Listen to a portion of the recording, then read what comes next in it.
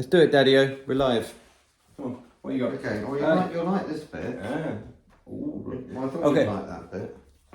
So this week, we have What Is Not Enough, Making of. Nice. What Is Not Enough, A Companion. So we've already done some of these, haven't we? Do you remember? We did, yes. Because that guy died. They were slightly bigger, yes. Forgotten his name now, but bless him. But he wrote the previous two, so GoldenEye and Tomorrow Never Dies, and they were like big colour paperback books published by Box Tree. This is Box Tree as well, actually. Yeah. But then he didn't do The What Is Not Enough, so this is Ian Johnstone. So it's quite a different format, this book. There you go, you can see. So it's a little hardback book, but it's still very nice. So it's a chronology of the film, the making of the film. But it's mainly in black and white, this book, but with colour inserts. Why don't they do it all in colour? Well, budget, I guess. Budget. It costs money, doesn't it, to do colour? The other one was all in colour, yeah, wasn't I know. Maybe, I don't know. I don't know what happened. But you see, like, photos like that, they're pointless. It's underwater and it's in black and white. Yeah, I know. Okay. But, I mean, the main thing about this book is the text more than the pictures, I would say. But there is some cool stuff in here. But it does have colour as well. So we've got some nice plates in here of some of the production drawings and things. It's well kept, this book though, Rob. You've taken good care of it. Well, they all just sit on the bookcase, you know. I mean, I haven't read this since it came out, actually. I was going to ask, is there anything in here that... Is that a nice picture of Pierce? Yeah. You've got some storyboards here. Yeah, these are cool. These storyboards. Yeah, I do like a storyboard. These are good. Yeah. I can't do it with my hand. Oh no. Yeah. Oh, look, boat chase. Yeah. Oh, the Q boat chase. Yeah. Oh, can I borrow this? Yeah, of course you can. Oh, show it to the camera. Okay. Does it talk about the boat chase in here apart from? Oh, can I borrow this? Yeah, of course you can. Oh. Yeah. So you haven't seen this book before? No. Oh right, okay. Return to Pinewood. Yeah. Nice. So that's on the paddock tank. This is the set they built for all the caviar factory. Yeah. That is huge. Yeah. Well, the paddock tank is huge. And that's what they call the backlot. Is that like a backlot? No, this is the paddock tank. Paddock tank. This is the water tank. Right. Okay, which they actually filmed a lot of Bond. So for Mush With Love, where the boats were exploding at the end, that was in the water tank. And the St George's of Few Eyes Only sank in the water tank. Yeah, 800,000 gallons of water. What do they do with that? And it has a green screen as well. Wow, I didn't know that. So yeah, it's huge. Really cool. Yeah, it's great. And they have to tell the local council when they fill it because it lowers the water table. Look, there he is in there. I'll phone Robbie Coltrane. Yeah. But yeah, no. If you like the one, that's Denise. You like Denise, don't you? Yeah, she's nice. Yeah. Well, you met her, didn't you? Yeah, she's lovely. Yeah. So look, here you go. There's a costume. You like that? I do like costumes. You've probably seen that before, have you? That drawing. There we go. That's fine. It's always good to see it again. Yeah. Nice. And here's some more. Yeah. This is the caviar factory. So this is the set. Really cool. Yeah. I do think actually looking back at that film, it does look a bit like a set. You think? I think so. I think looking at it looked impressive at the time, but looking at it now, I would say it looks a bit too good to be true. It looks a little bit too self-contained, and it's like you can tell it's not on location. Really, I think. Oh, hey Rob, you've been there. No, I haven't because he didn't actually go to Maiden's Tower. That is at Pinewood. That's where he jumps off. But when you see the back of the stump man, I think that was Maiden's Tower. Right. And some of those shots, but yeah. I know you like all these bits because you can see her. Yeah, it's my favourite bit of the film. Is it? Yeah, you can see her tits, can't you? Yes. But hey, Rob, we shouldn't be doing that because on the last video when we zoomed in on Margaret Nolan's arse. Did we? YouTube gave us.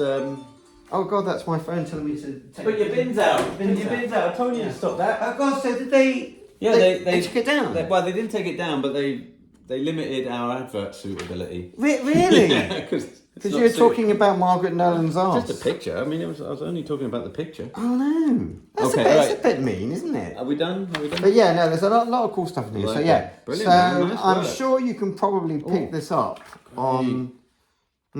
Look, he's in there next to the black cab. He's in the Cubo. He is. Well, you can. Can I borrow that? Yeah. I'll leave this here with you, and you can have a read. Oh no, you're not well, are you? I'm not well. And you've got a book as well. You might. Yeah, I want to talk about this real quick. Okay. Okay, I know that we did an interview on this channel with Mark Edlitz, and I know this book has been spoken about to death. Edlitz. Edlitz, is it? Okay, very good. I think it. Well, other people say Edlitz. So maybe he can tell us. Okay, so well, to start with, it's. Do you want me to hold it? Can you? Yeah, I've got bookmarks in it though.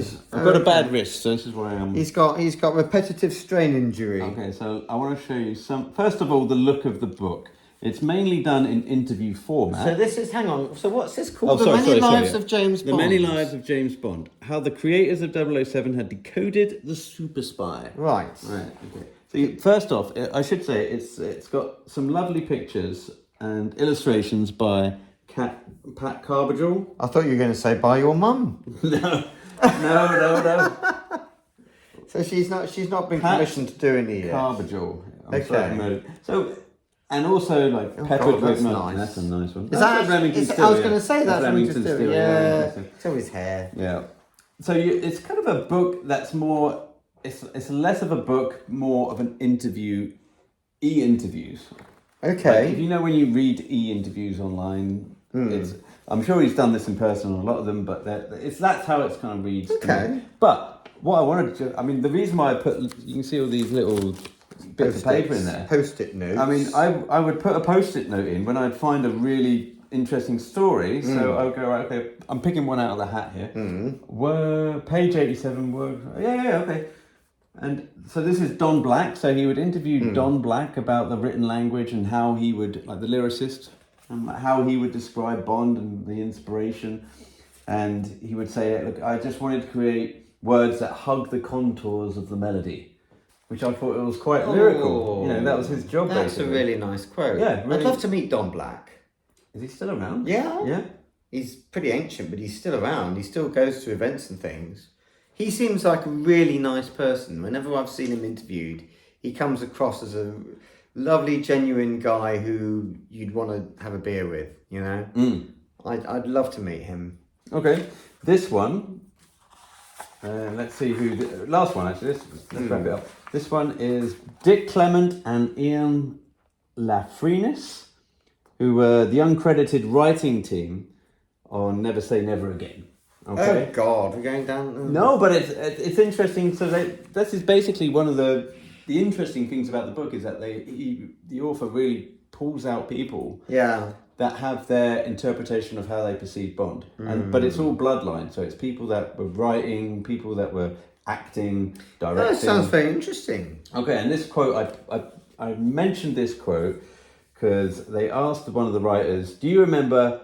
what do you remember about watching Connery in the dailies of Never Say Never Again? And he replied, I thought, oh my God, the governor's back.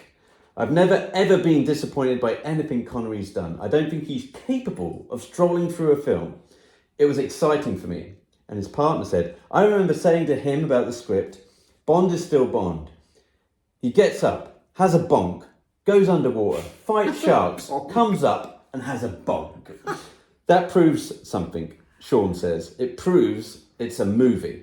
Oh, I should have done that in my Sean accent. Anyway, so that's what Sean Connery said about Bond. Okay. Which I thought was interesting. So yeah.